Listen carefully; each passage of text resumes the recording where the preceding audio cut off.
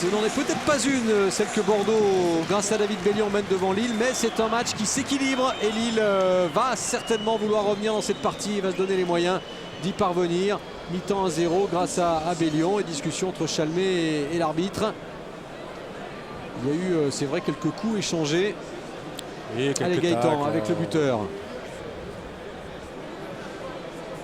Ouais, côté de David, après un début un petit peu difficile, des occasions de but, vous marquez pas, le doute peut s'installer, mais vous piquez un ballon et puis vous le mettez au fond, c'est peut-être le moment propice pour le faire, ça permet à Bordeaux de mener 1-0. Ouais, bien sûr, surtout que là on voit qu'il y a eu des bons résultats pour nous hier. On essaye de prendre ces 3 points, on est à la maison pour valoriser les 3 points gagnés à Nantes, ça nous fait du bien. Vous souffrez quand même sur cette fin de première mi-temps, hein, pendant 20 minutes, vous avez reculé énormément et vous gardiez plus le ballon comme vous le faisiez par avant. Ouais, je sais, mais bon, Lille aussi est très très agressif quand même. On a vu qu'il y a eu pas mal de petits carnages, donc il faut faire attention et on va essayer d'en marquer un et déjà de ne pas se faire contrer parce qu'ils ont quand même les qualités. C'est répondre par le jeu, par le physique, parce que vous n'êtes pas sûr de gagner dans ce domaine-là. Oui, bien sûr. On sait que Lille est une équipe vraiment avec des petits gabarits, mais très très vif, très agressif, donc on va essayer de jouer avec notre talent et puis essayer de faire la différence. Un but, c'est peut-être pas fini, hein, il y a des occasions. Ouais, j'espère, ouais. Merci David. Ah, il reste prudent quand même, il appelle ça des petits carnages, David Bellion qui a eu sur le terrain.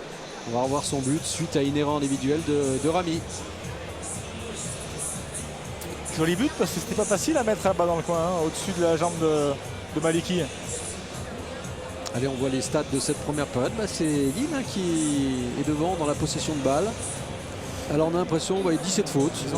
Lille qui s'est refait la cerise dans les dernières 20 minutes, qui a commencé à jouer plus haut, qui est allé chercher beaucoup plus loin, et puis qui a eu beaucoup plus la maîtrise du ballon dans les 20 dernières minutes. Mais bon, vous voyez quand même. Par rapport à ça, 0 occasion quand même. 7 tirs d'un côté, un seul côté lillois. On a du mal à Lille à se rapprocher hein, quand même de la cage d'Ulrich Ramé, aucune occasion. Et ce score donc reflète quand même la physionomie de cette première période qui a été assez intense.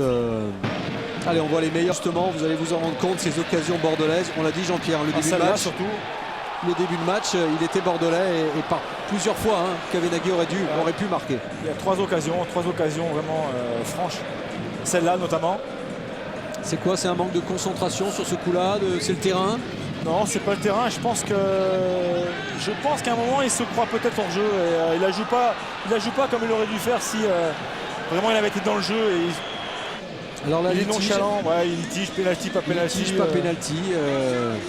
Voilà, il y a épaule contre épaule. Il y a évidemment une différence de poids entre les deux hommes. Ah, c'est sûr. Puis il y en a un qui est lancé. L'arbitre peut très bien siffler pénalty. Ouais, il peut siffler pénalty. On est d'accord. Personne n'aurait cherché à contester. Hein. Il pouvait siffler pénalty. Il y avait toujours ce score de 0-0 et après, voilà, cette erreur de Rami et Bellion après 15 minutes de jeu la première fois. Plestan qui est très mal placé sur la bourre de Rami. Il couvre pas et voilà, Bellion qui il aurait dû couvrir, faire 10 mètres, venir couvrir et l'aurait intercepté. Mais bon, le jeu ne demande que faute. Et il est gêné avec son pied droit, Rami, pour dégager ce ballon. Ça fait donc 1-0 pour Bordeaux qui après aura d'autres possibilités d'aggraver la marque, notamment cette récupération. Il y a eu Bellion, Gourcuff et à l'arrivée Kavenaghi. Ah, s'il marque, c'est un but exceptionnel. Sans contrôle.